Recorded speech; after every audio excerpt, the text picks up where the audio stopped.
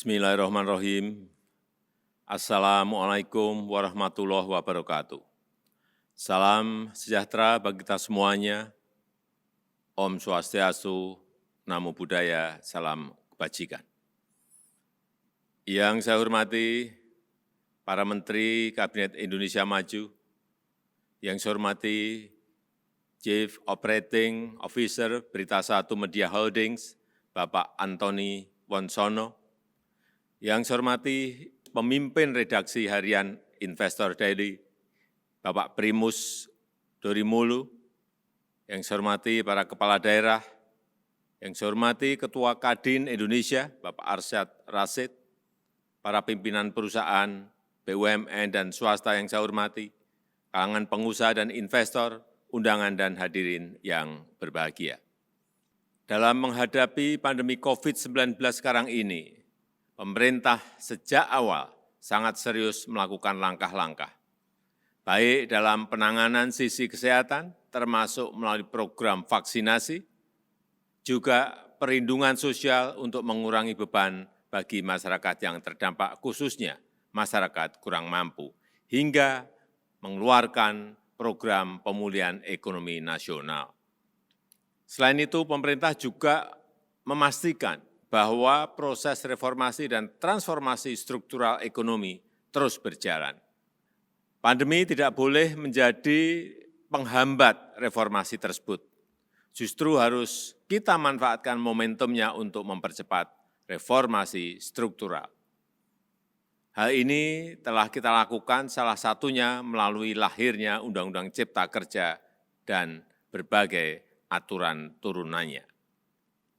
Struktur ekonomi kita yang selama ini lebih dari 55%-nya dikontribusikan oleh konsumsi masyarakat, harus perlahan kita alihkan menjadi lebih ke produksi, ke produktif, yakni dengan mendorong industrialisasi, hilirisasi, investasi, dan meningkatkan ekspor.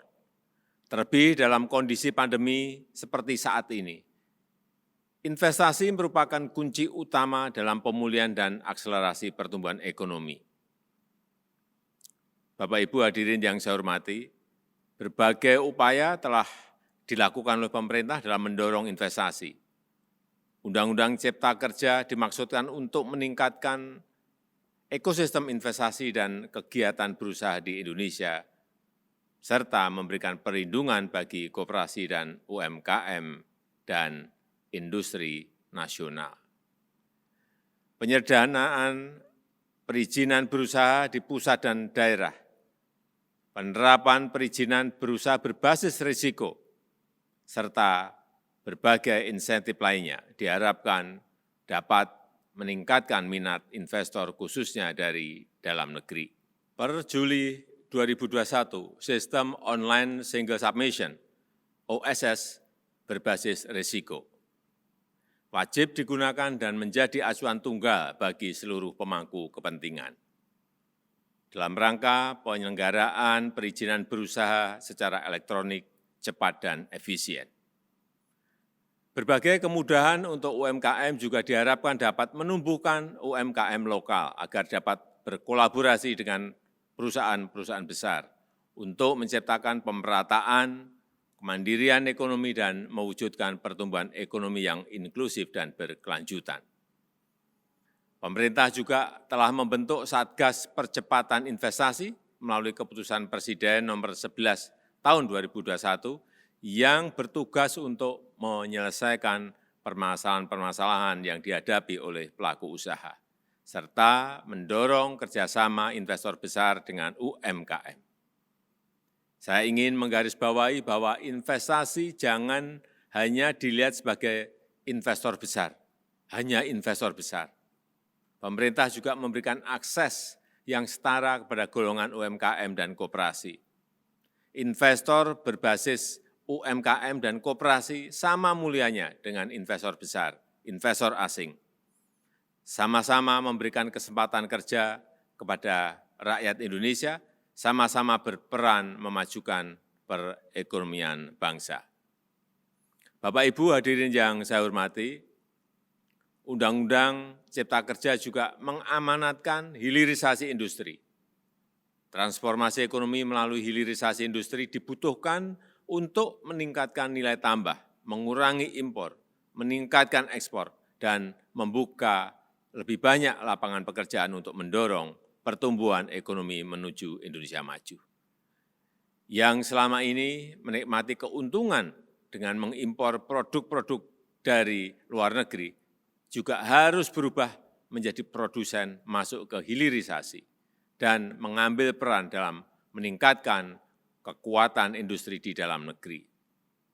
Pada Januari sampai Mei 2021, sektor industri pengolahan telah menunjukkan kinerja yang baik di masa pandemi.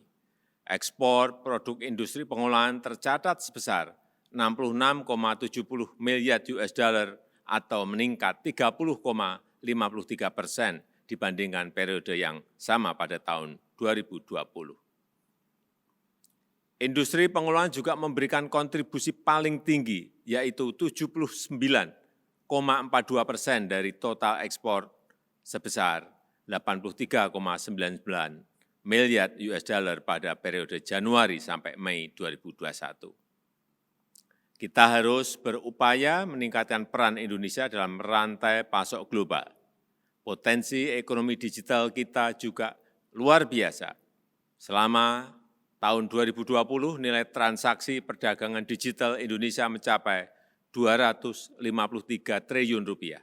Nilai ini diperkirakan akan meningkat menjadi Rp330,7 triliun di tahun 2021. Nilai ekonomi digital Indonesia diprediksi akan menjadi yang terbesar di Asia Tenggara dalam 10 tahun ke depan. Bapak Ibu, hadirin yang saya hormati, potensi-potensi yang belum tergarap optimal harus kita temukan dan kita kembangkan. Tahun 2021 akan menjadi momentum kita untuk bangkit. Teruslah membangun optimisme dan harapan agar kita mampu bertransformasi menjadi kekuatan ekonomi baru yang semakin kokoh, tangguh, dan mandiri.